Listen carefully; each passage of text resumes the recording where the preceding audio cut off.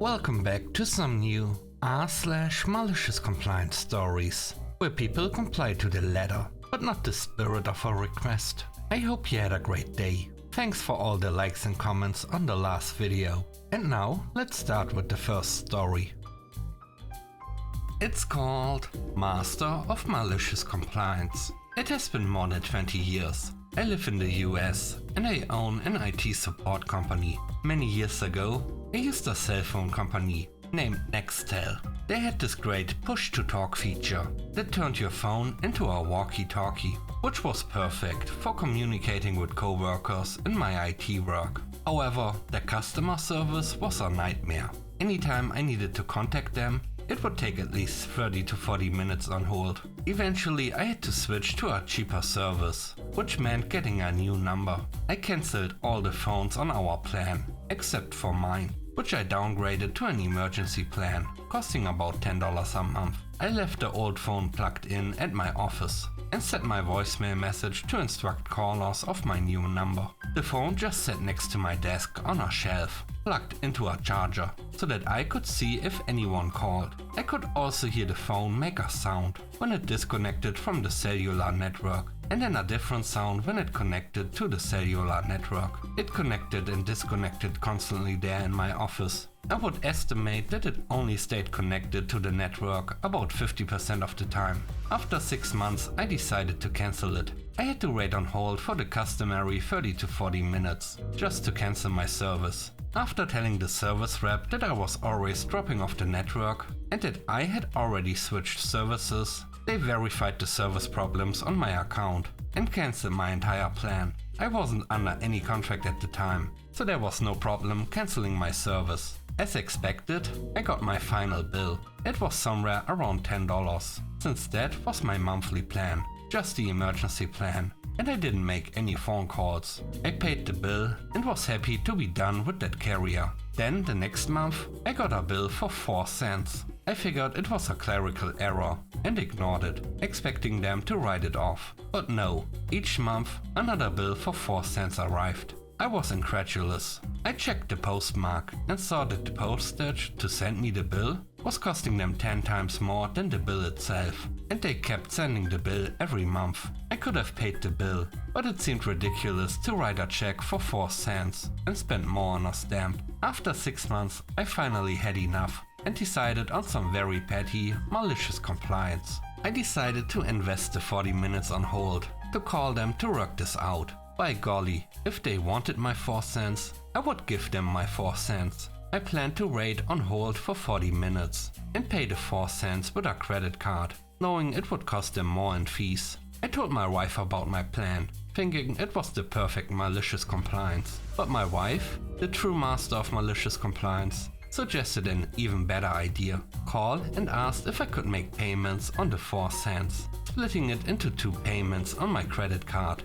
I was in the presence of malicious royalty. I called, waited on hold for 40 to 45 minutes, and finally got through to a representative.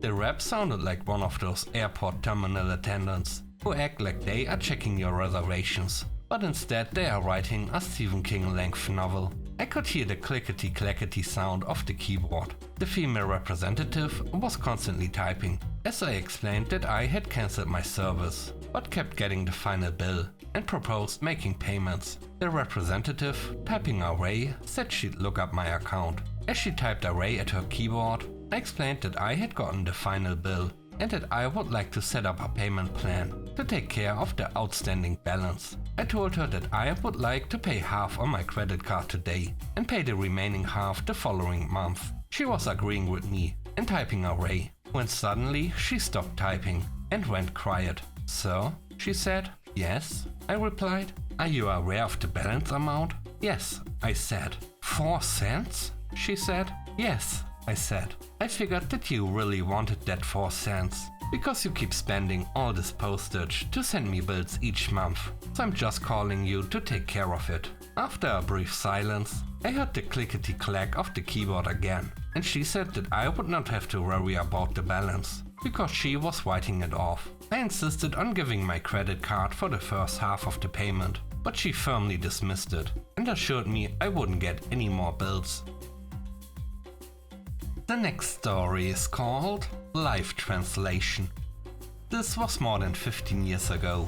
I worked for a non-profit, which was owned by a mother company. The manager of the non-profit managed to run the company into the ground financially, and the mother company considered two options: firing us all and rehiring us with no accumulated benefits and no tenure, or firing us and selling the company. This was in Israel, official language Hebrew, but the mother company were all Americans. They decided to have a meeting with all the workers to discuss the terms of our continuing to work, but insisted the discussion be held in English. The employees all spoke Hebrew, of course, and many weren't fluent in spoken English, but the mother company representatives doubled down on the language, despite the fact that many of them knew Hebrew. It was clearly a tactic to confuse the workers. In the end, the compromise was that the meeting would be held in English, with on-the-spot translation supplied by our company. As the only total bilingual, I was asked to translate. I knew they were trying to sell us a rotten deal. I also knew some of the people knew Hebrew, so I could not indicate my opinion about what was said, or even use a sarcastic tone, when I knew what was said was false or manipulative. So I translated faithfully. But whenever I had to translate something the mother company representative said, which I knew was manipulative, I made a slightly longer pause before the main part of the sentence. All my co-workers caught on very quickly. The mother company's offers were rejected. We hired a good lawyer and got nearly twice the severance pay they initially offered us. Too bad they didn't have a fine ear for speech rhythm. The last story is called Weaponized Incompetence. When I was a young technical writer, I worked for a small software company that was kind of winding down. Our administrator left or was let go. At the next development meeting, they asked me to take minutes. I'm a writer, right? Minute taking was not in my job description, but I agreed to do it. I had learned weaponized incompetence from my brothers, who used to do chores so poorly that they would be reassigned to me. During the meeting, I wrote down every dumb joke and stupid comment the developers made. I included everything in the meeting minutes, which were distributed to the whole company. They never asked me to take minutes again. Thanks for watching the video to the end. I hope you enjoyed it. If you did, please don't forget to leave a like, comment and subscribe. And if you have time, watch another one of my videos. Also, if you want to support me further, check out the channel membership or Patreon. And now I hope you have a great day. See you soon. Bye bye.